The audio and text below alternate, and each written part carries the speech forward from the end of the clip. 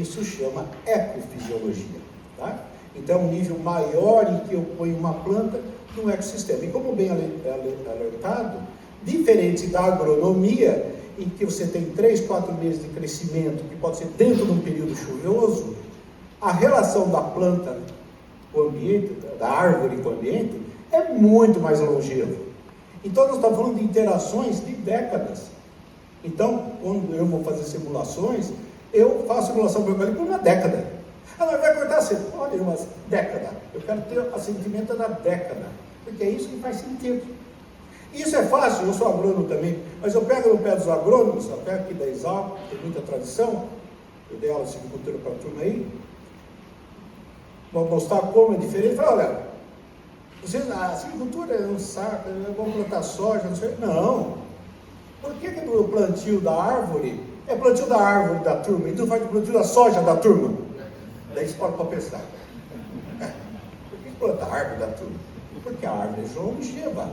A árvore tem um outro tipo de relacionamento que a soja sua, o milho seu não dão. E daí eles começam a prestar atenção na aula. Porque, senão eles não entendem. E é isso que é a diferença. Entender o que é produtividade nos leva a manejá-la. O termo, eu quero maximizar a produtividade. Opa, então você não entende manejo. Porque você pode, no máximo, querer otimizar a sua produtividade. Mas maximizar é burrice. Porque quando você fala em maximizar a produtividade, você pode estar desproduzindo outras coisas, produzindo menos água, criando mais risco, como falado, né, que aumenta o risco de mortalidade. Então, é a otimização da produtividade que é o que nós queremos. Então, aquela lista de palavras tem que ser transformada em uma coisa que você seja manejar. E a primeira coisa é entender o que é produtividade.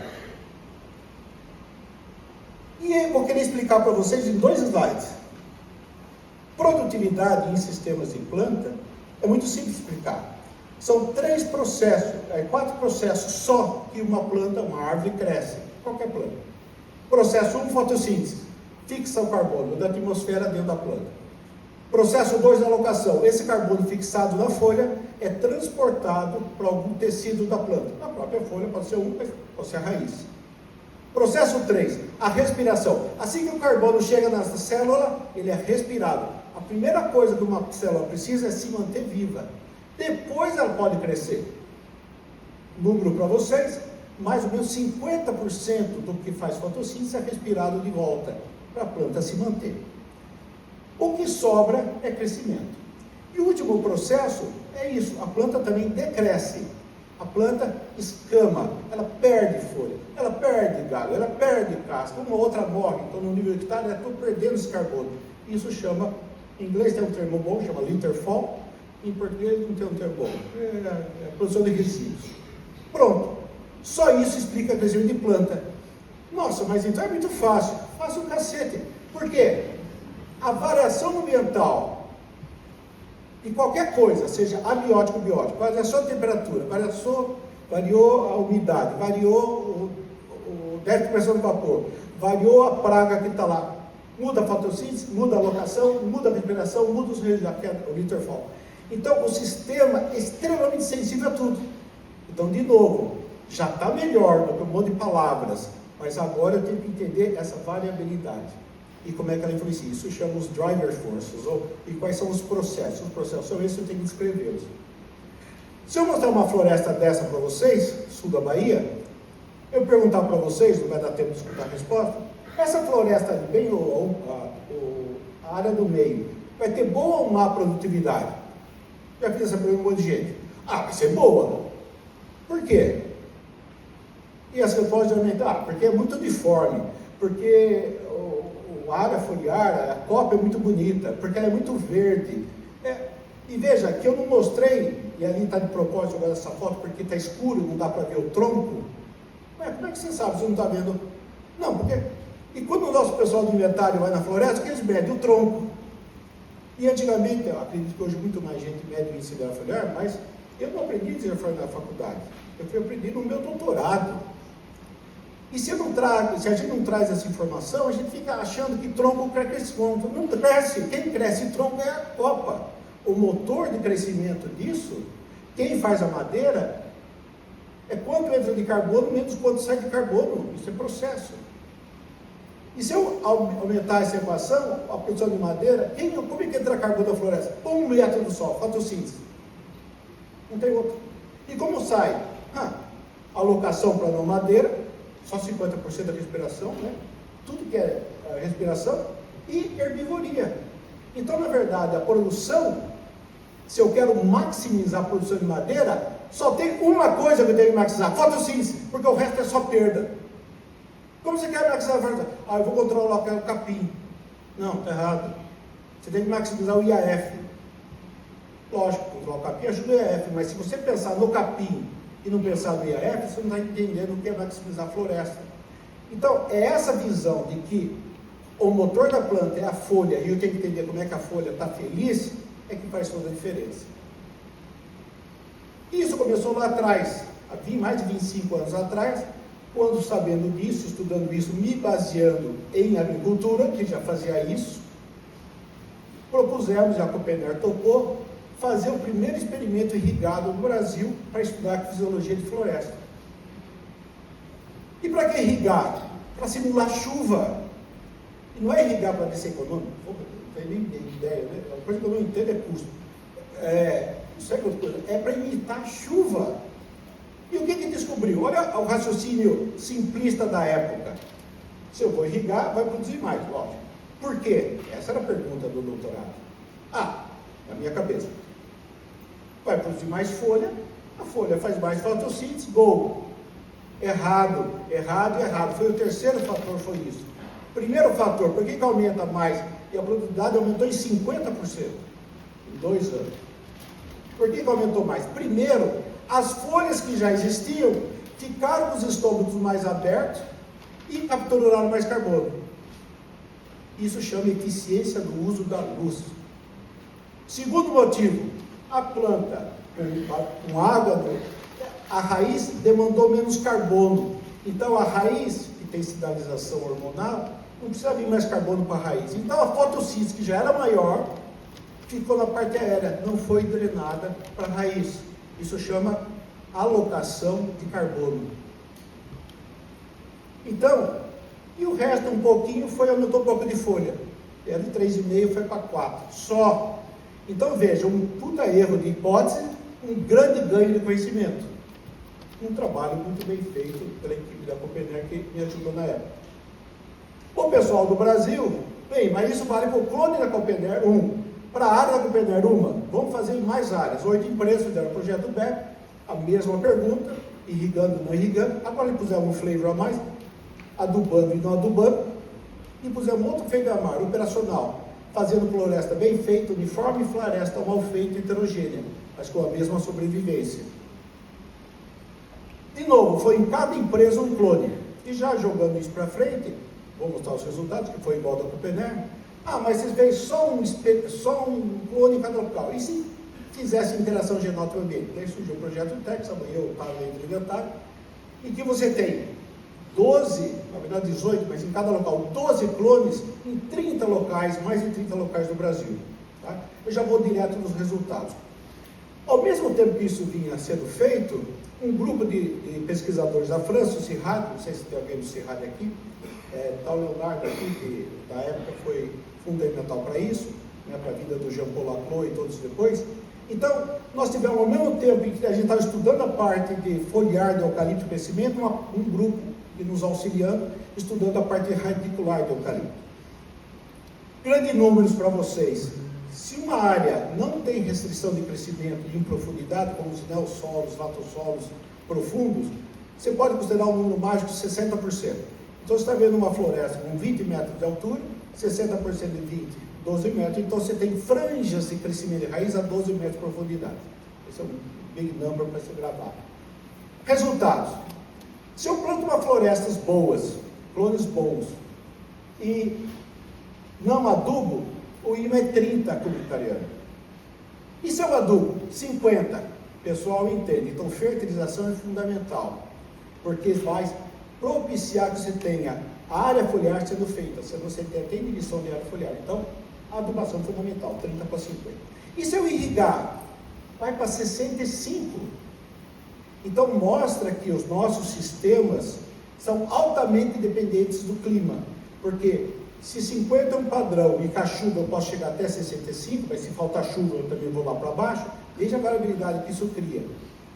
E quando nós pegamos e selecionamos só o período que tem chuva, né, que seria o período úmido do ano, o IMA vai para cima de 80. Então reforça duas coisas. Não só a água é extremamente importante, por tudo isso que eu falei, não vou repetir, mas repito rapidamente, porque aumenta a eficiência dos alunos, porque a alocação diminui para a raiz, fica na parte aérea, e porque aumenta um pouquinho de folha, tá? É o que está falando. E também que isso mostra que o eucalipto, de qualquer floresta, é sensível até ao déficit de pressão de vapor. Se você olhar o último gráfico, a última barra, o crescimento na época úmida, mesmo irrigado, é maior, porque o déficit de pressão de vapor do ar é menor. Então, até isso afeta a produtividade.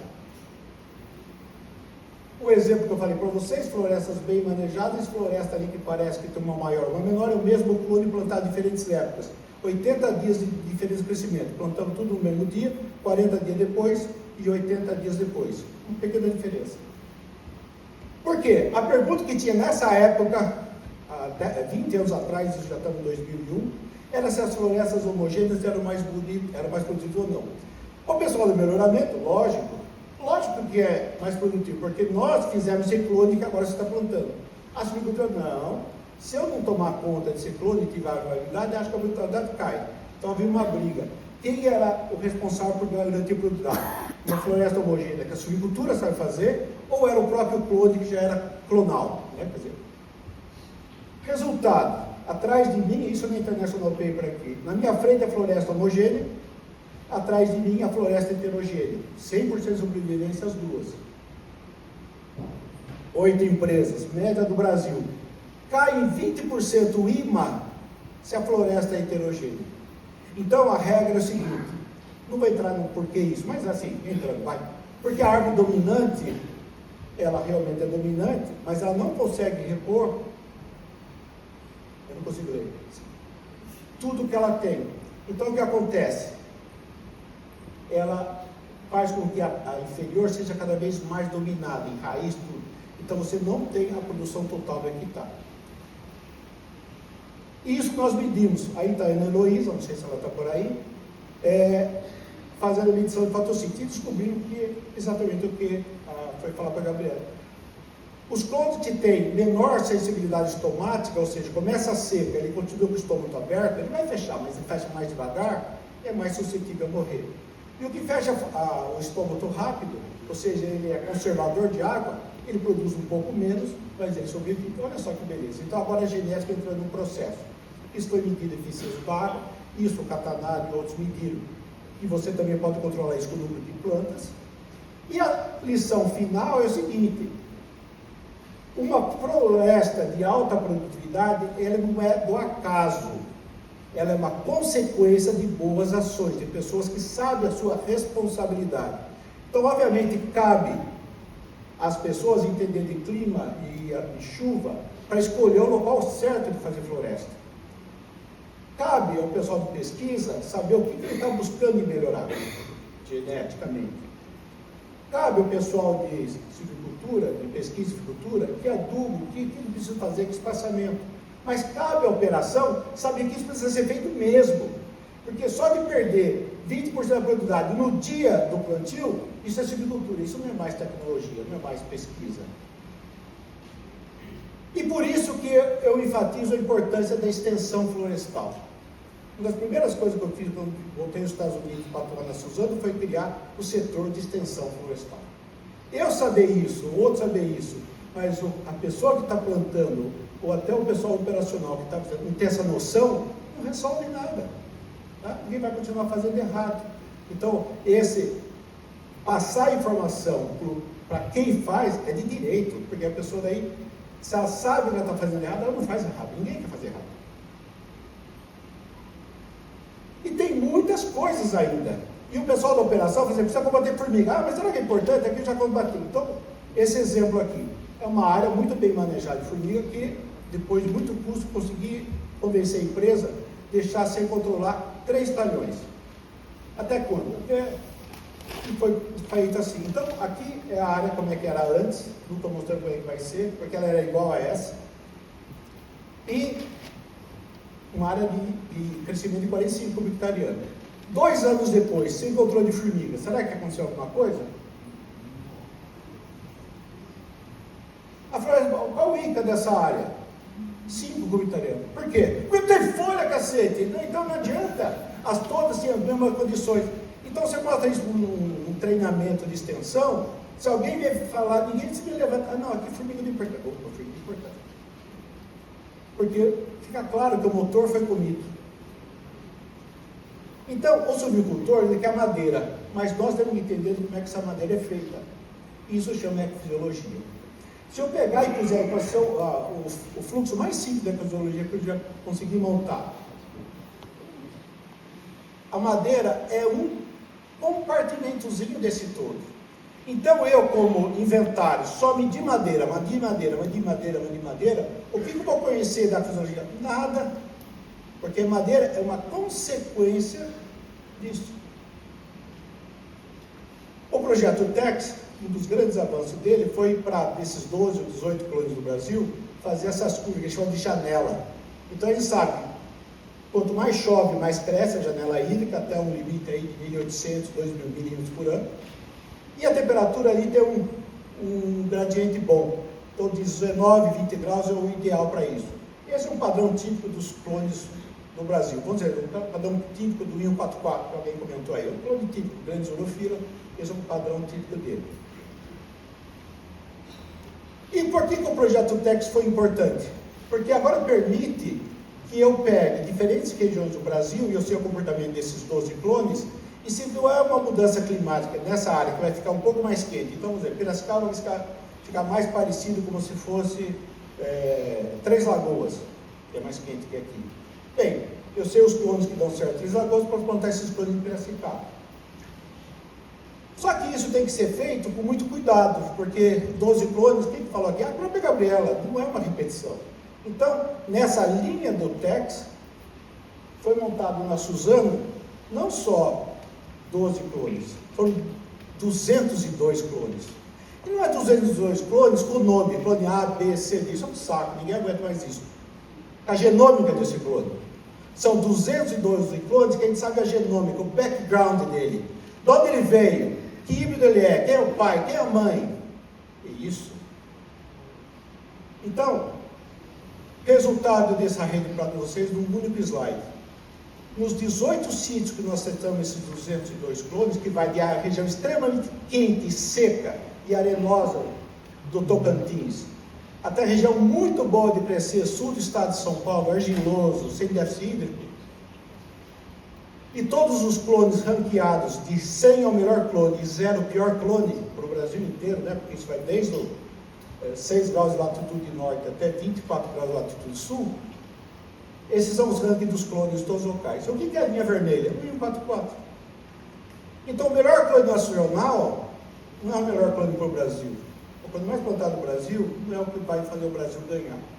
Então, nós deveríamos ter muito mais clones sendo trocados entre espécies ou sendo estudados, porque não só isso, eu não vou mostrar aquela outra figura, já é possível identificar geneticamente que composição que isso interessa. Então, estou indo ao final aqui. Esse é o TEX, não é isso? Quanto maior a temperatura, mudança climática, quanto menos chuva, mudança climática, pior a produtividade. Olha o que o G2 mostrou para a gente. Não é assim, não. Tem clone que gosta de temperatura mais alta. Isso é muito bom para o Brasil. Isso é um mitigador climático violento. Por quê? Porque nós vamos explorar dentro da variabilidade do Brasil, dos maiores detentores de variabilidade genética de eucalipto, o nosso potencial. Foi falado também aí, e a comunidade do Brasil, é isso que nós temos que ser brasileiros e trabalhar, porque os outros estão trabalhando para eles.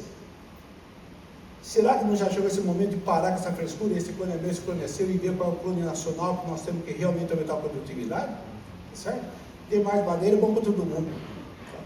Então, agora indo para o finalmente, com mudança climática se mitiga, a gente tem bastante coisa para conversar.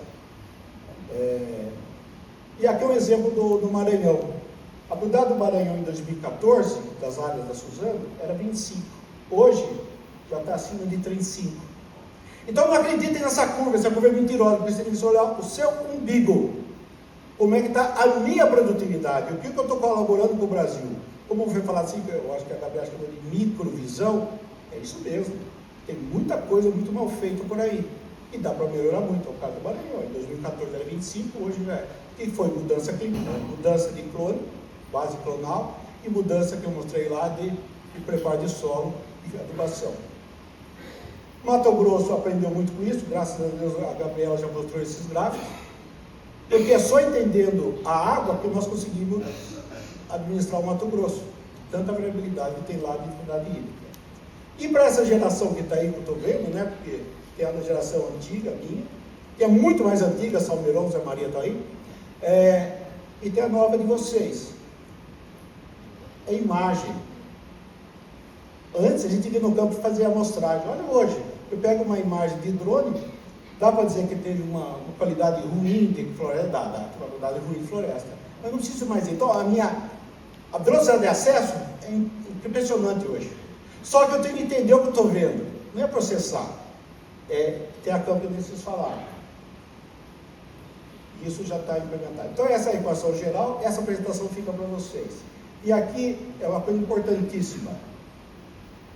Eu acho que é o maior exemplo de quão importante é a pesquisa nesse país e aqui. Hoje nós temos 10 milhões de hectares de floresta plantada. Temos fábricas enormes. Se nós não tivéssemos elevado a produtividade, nós precisaríamos hoje de 30 milhões de hectares. Então precisamos 20 milhões, vocês podem plantar soja, milho, o que vocês quiserem. Não precisa plantar eucalipto e pinos. Esse é um ganho ambiental absurdo e ninguém fala tão claramente assim. Tem que ser falado. Nós não estamos usando 20 milhões de hectares para plantar floresta. Tudo isso que nós falamos é o seguinte, a gente liga a cabeça, esse é o pessoal empírico da década de 60, 70. Floresta é assim, planta cresce, não. É muito mais complexo, mas é muito mais gostoso de trabalhar, porque permite você acertar nos locais que interessam. É isso que nós temos, e eu acho que essa é a visão. Então, um agradecimento muito grande à Copener lá atrás, que permitiu e realmente investiu muito em ajudar a ecofisiologia. Copener hoje é Bracel, não é isso? Pois é, era Copener na época. E fazer essa extensão. Muitos alunos trabalharam, por isso que eu estou a referência com o Monte Olimpo. Se eu pegar esse grupo, essa carinha aí, todo mundo do Monte Olimpo. Não é que todo mundo tem cara igual, mas vocês estavam lá participando. Né? E isso faz a diferença na cabeça e na formação das pessoas. Então, muito bem falado, e eu tenho uma proximidade com a Suzano, eu fico pegando o pé do RH deles. Pô, que negócio é de seleção para floresta, tem que passar no escritório, que negócio é esse? Tem que pedir para os professores, tem que dar os bons alunos para a gente receber aqui e jogar mais semente para cima. Então, eu sou um dos batalhadores da gente ter estágio muito mais acessível. E aí está o jovenzinho, que daqui a pouco teve aqui, que é o Camargo, e me sinto muito feliz de ver essa continuidade do sistema. Os resultados, obrigado, desculpe passar meu tempo.